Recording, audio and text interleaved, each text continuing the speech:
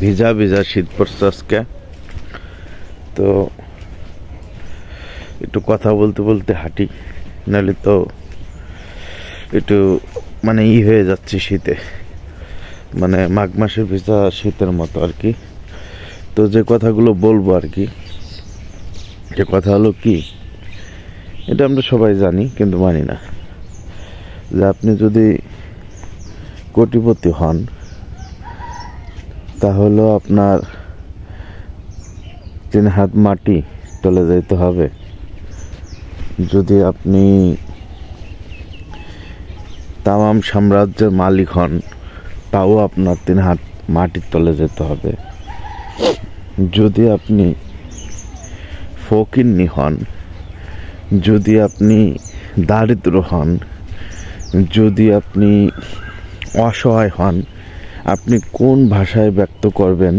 এক কথায় যে আপনাকে, যদি আপনি কার শত্রু হন, যদি আপনি এই ধরনের ব্যক্তি হন যে অযথা মানুষকে পেরেশানি দেওয়া, যদি আপনি এই ধরনের ব্যক্তি হন, মানে সেটা আমিও হইতে পারি বা যে কেউ হইতে পারে, ব্যক্তিত্ব এবং কর্ম যখন খারাপ হবে তার শরণার্থে, মানে তার হুঁশ ফিরে আনার জন্য, বা আমি যে একটা মানুষ বা আমি যে একটা প্রাণীকুল, আমি বাঁচবো না, আমার নির্দিষ্ট একটা হায়াত আছে, তাহলে আমি শত্রুতা মিত্রতা না তৈরি করে এতটুকু সময়ের জন্য কারো উপকার না করতে পারি, ক্ষতির ভিতর না থেকেও যদি আল্লাহর নাম জপতে পারি, ওইটাও মুক্তির পথ সে চাইলে দিতে পারে। হ্যাঁ, তো বিষয়টা এরকম যে আমরা হুদায় হুদায় কেন এগুলো করি? হ্যাঁ, আজ আমার টাকা হইছে, আমার টাকায় কামড়ায়। আবার কিছু কিছু লোক আছে যে কার কি টাকা আছে, কার কয় টাকা হইল এবং কে কেমন আছে, এগুলো খোঁজ খবর হ্যাঁ নেওয়ার জন্য ব্যস্তের সাথে আবার দেখা হয়ে গেল, আপনাকে খুঁচাবে, আপনাকে তথ্য নিবে। বাট আপনি যদি খেয়াল করেন, মানে মানুষের সময় তো একরকম যায় না, মানে বাপদাদা কাইলের পৈতৃক কেউ পায়, কেউ নিজে পরিশ্রম করে বানায়, আবার অনেকের পরিশ্রম করলে অনেক কিছু হয় না। এখন এটা কার জন্য কি হবে একমাত্র আল্লাহ জানেন, চেষ্টা এবং কর্ম আমাকে চালিয়ে যাইতে হবে।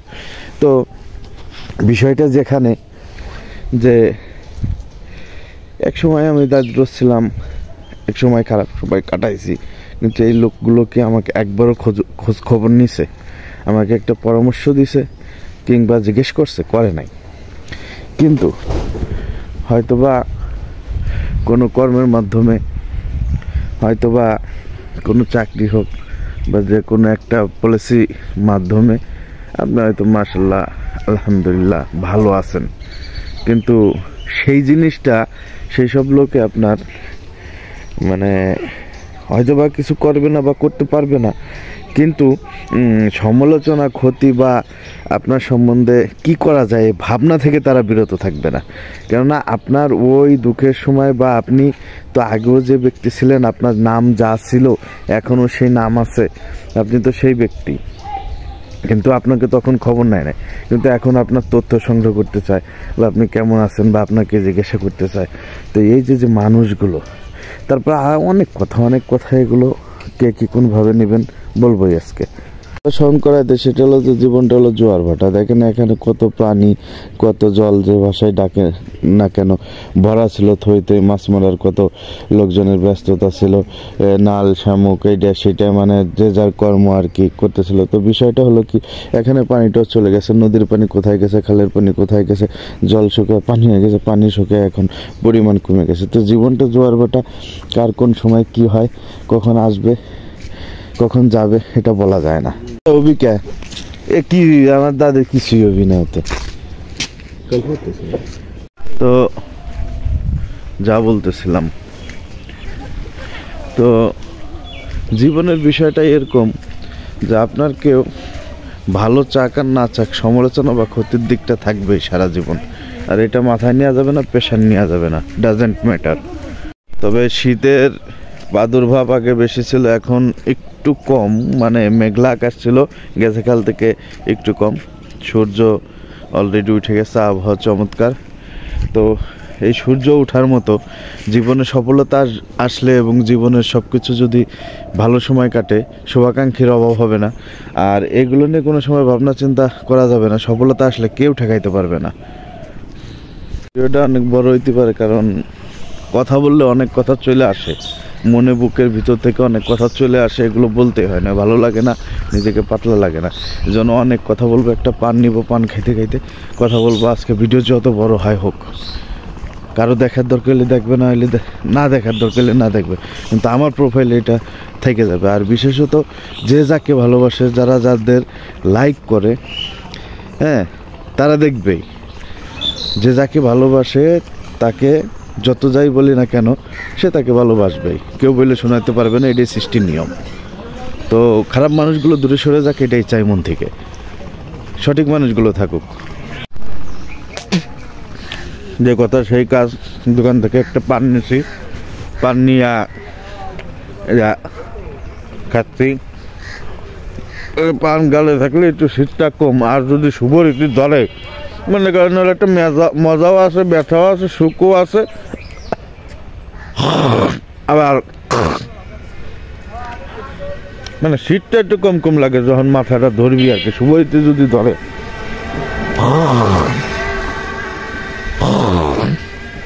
কথা কোয়ার ভিতরে পান খেলি আবার কি আর না, কিন্তু আব্বা রাত্রে ফোন দিছ, তারে নাকি কেউ ফোন দিছে আমার আব্বারে,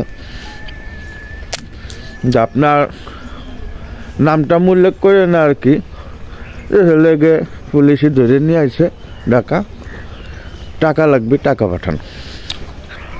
তো বিষয়টা আসলে চিন্তায়, সে তো সবাই ফোন দিছে। তো বিষয়টা হলো কি, যারা এই কাজগুলো করে, একটা হলুদ পাখি যাইতে দেখলাম, ভালো, অনেক সুন্দর জান্নাতের হলুদ পাখি থাকবে। তো যাই হোক, তো এই যে কাজগুলো যারা করে মানুষের কাছে টাকা নেওয়ার জন্য বা শত্রুতা বাঁধানোর জন্য, মানুষকে পেরেশানিতে ফেলানোর জন্য বা মানুষের ক্ষতি করার জন্য, স্যালুট জানাই সেই সব লোককে। কী কারণে স্যালুট জানাই? যে আপনারা আমার প্রতিনিয়ত শিখাচ্ছেন, বা আপনার কাছ থেকে, আপনাদের কাছ থেকে, সমাজের কাছ থেকে, বা এই জায়গার থেকে ওই জিনিসটা শিখছি। তার মানে কি, ভবিষ্যতে আমি অ্যালার্ট থাকলাম এবং সংশোধন থাকলাম বা বুঝে চলার চেষ্টা করলাম।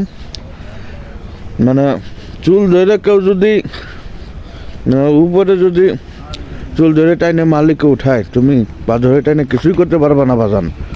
এটাই হলো সর্বশেষ কথা। কথা হলো কি, মানুষ পরনিন্দা, মানুষের ক্ষতি, মানুষের খারাপ চাওয়া, এগুলো কোনো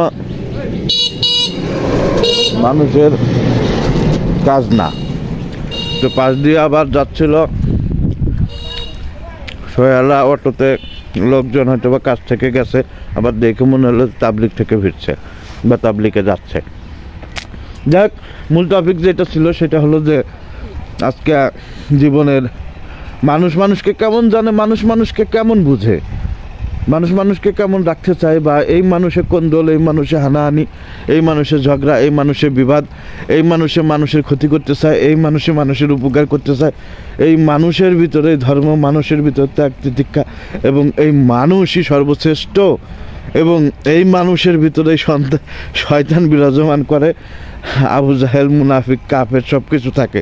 হ্যাঁ, তো সর্বশ্রেষ্ঠ, সর্বনিকৃষ্ট, এই জায়গায় ব্যক্ত বোঝার অনেক কিছু আছে। তো যে যাই করেন আর যে যাই বলেন, আমি সবার মঙ্গল কামনা করি এবং প্রত্যেক জায়গা থেকে শিক্ষা নিয়ে নিজেকে সংশোধন করে চলার চেষ্টা করি।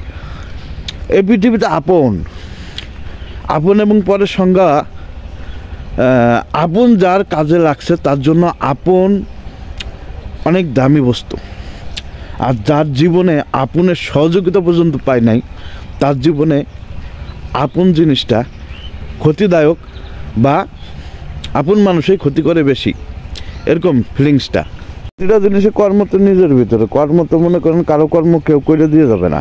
তবে কেন এই হাই হোদার সমালোচনা, এটা সেটা, মানুষ কর্ম পাপ টুপি মাথায় দেওয়া সম্ভব, সাধারণভাবে থাকা সম্ভব, আবার স্বভাব পবিত্র কাজ, আখেরাতের কাজ, সেটা টুপি না মাথায় দেওয়া সম্ভব, দিয়েও সম্ভব।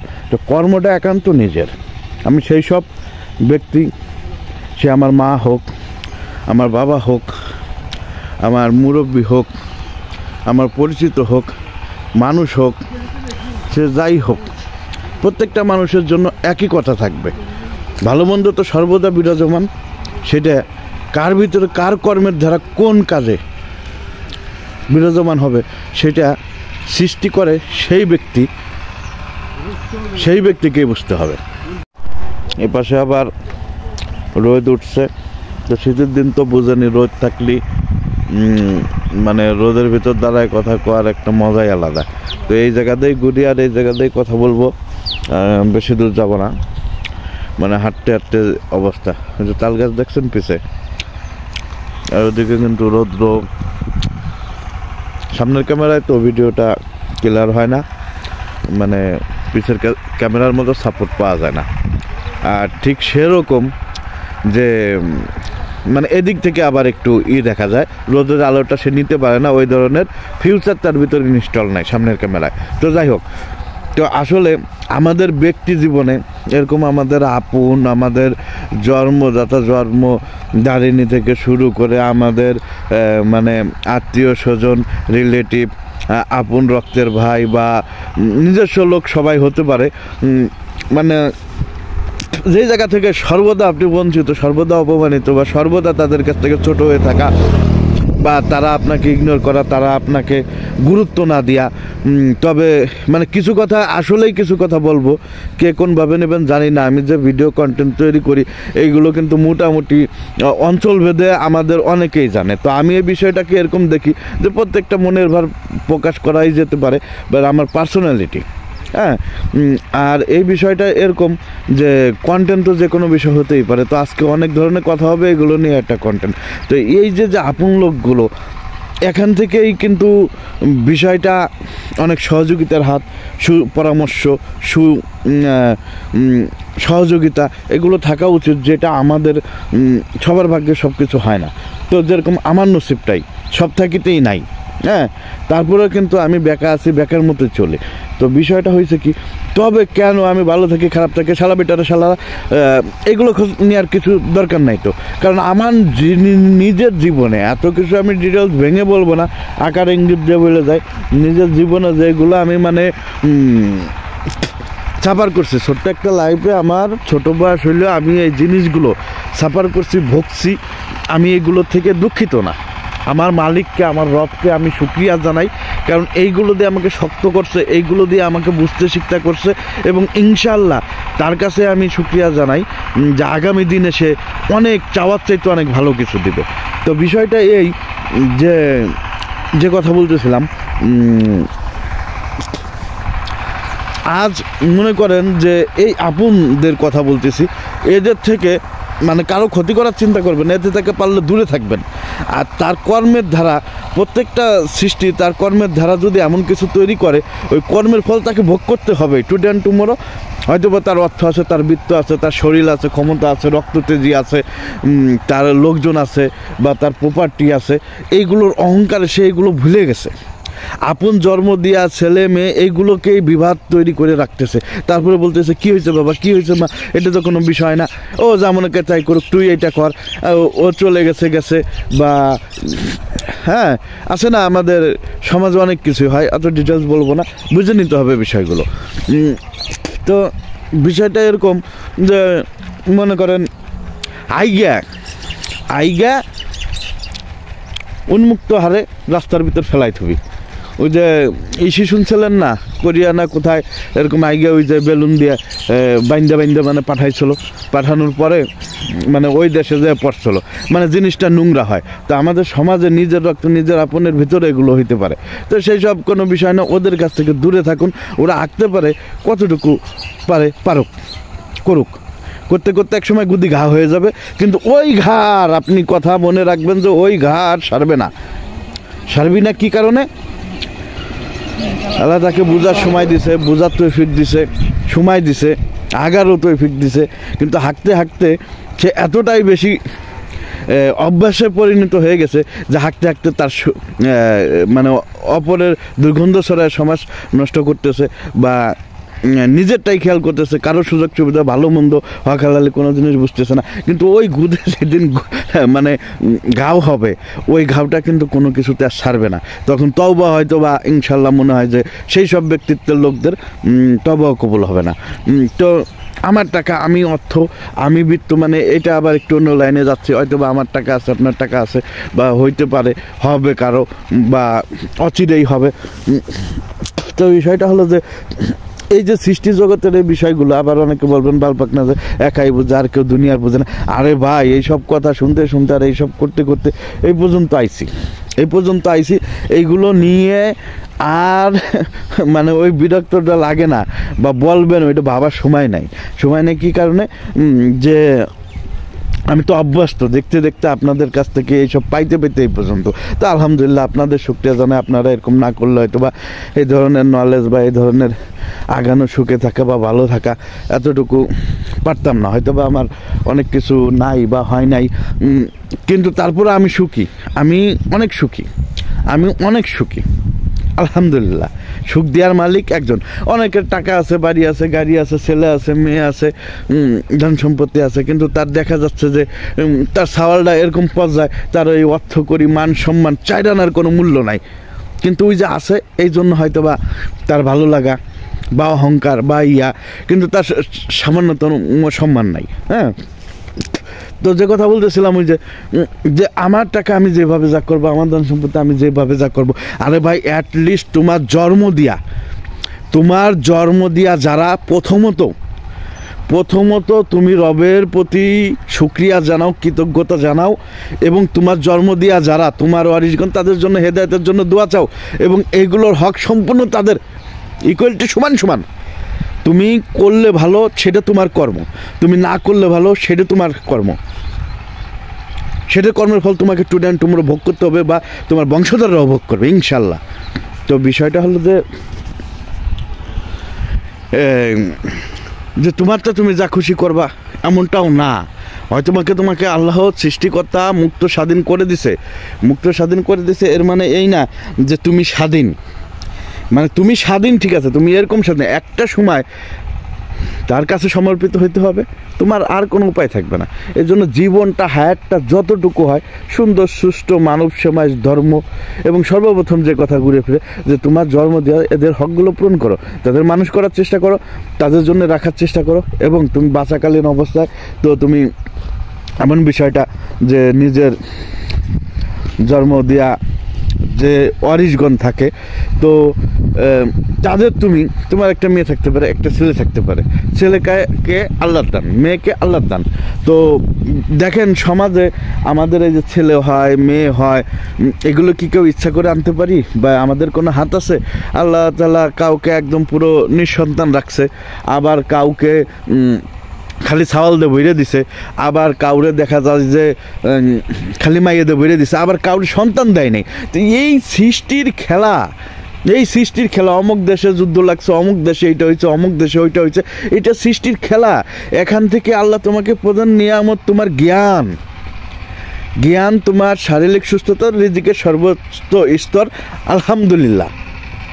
আলহামদুলিল্লাহ, শারীরিক সুস্থতা রিজিকের সর্বোত্তম স্তর। কারণ অনেক টাকা আছে, শারীরিক মানুষের সুস্থতা নাই, ওই রিজিক, ওই ধন দৌলতের কোনো মূল্য নাই। এই জন্য আলহামদুলিল্লাহ যে শারীরিক সুস্থতা প্রথম নিয়ামতটা 100% সিকিউর আছি আলহামদুলিল্লাহ। মাথা নত আমার সে রবের প্রতি।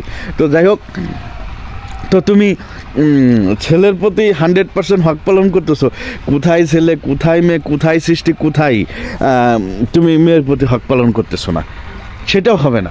যে তোমার আগে ঘরকে সিকিউর করো, তোমার জন্মকে সিকিউর করো, তোমার ওয়ারিসদের সিকিউর করো। একজন ভালো থাকতে পারে, তাকে না দেখলেও হয়। যে খারাপ আছে তাকে আগে দেখো। এটা শিখাই দিতে হবে না, এটা তোমার রক্তে, তোমার মন মানসিকতা, তোমার বংশে, তোমার ইসে যদি না থাকে। আমি রাসেল এই ফেসবুকে কইয়া, আমি রাসেল এত বকবক কইরা কিছুটাই ছিঁড়া যাবে না। তোমার রক্তে, বংশে, মন মানসিকতা, তোমার বিবেক জাগ্রত থাকতে হবে, নইলে হবে না সবার জন্য এটা। তো যাই হোক, তো ওই যে পানিতে ফেলাই দিব কিন্তু কাউকে দিব না, এই নীতিগুলো ভালো না। তুমি ধর্মের প্রতি দান সাকাত করো, ঈশের প্রতি দান সাকাত করো। আসলে যদি এগুলো নিয়ে যাওয়ার কায়দা থাকতো তাহলে তো হইতোই। তো জীবনের আসলে অনেক দুঃখ বেদনা থাকে, এরকম অ্যালজাবরা, মানে বইলে যাইতে হয়, নিজের আবেগটা ভিতরে থাকে, কিছু কিছু প্রকাশ হয়, অনেক কিছু বলা যায় না।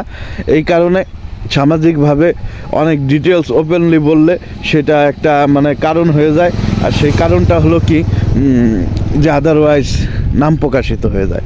তো আবেগে বিবেকে এভাবে কথা বললে হয় কি নিজে একটু ভালো লাগে, কিন্তু যারা দেখবেন বা রিলেটেড যারা, অনেকেই বুঝতে পারবেন। তো আসলে আমি জানি আমার ভিডিওতে আমার এটা দেখেন না, কিন্তু আমিও বুঝি, আর আমিও এটা সিদ্ধান্ত নিছি অনেক আগেই বা ফার্স্ট টাইম থেকেই, যে ওতে আমার কিছু যায় আসে না। কী জন্যে যায় আসে না? প্রত্যেকে এক একটা জন্ম সার্টিফিকেট আছে বা সনদপত্র, সেটা দিয়ে প্রত্যেকে একটা প্রোফাইল ক্রিয়েট করতে পারে। তো তার ব্যক্তিগত জিনিস তো সে রাখতেই পারে, বা তার কন্টেন্ট হোক, তার ছবি হোক, পিকচার, মানে যে ধরনের হোক, সে আপলোড করে রাখতেই পারে, রাখবেই, এটাই স্বাভাবিক। তো এই আর কি অবস্থা। এখন হাঁটতে হাঁটতে বিভিন্ন বগর অনেক কথা বলতে বলতে অনেকটা সময় পার হয়ে গেছে, এখন বাড়ির দিকে যাব। হাঁটার স্পিডটা ততটা না হওয়ার কারণে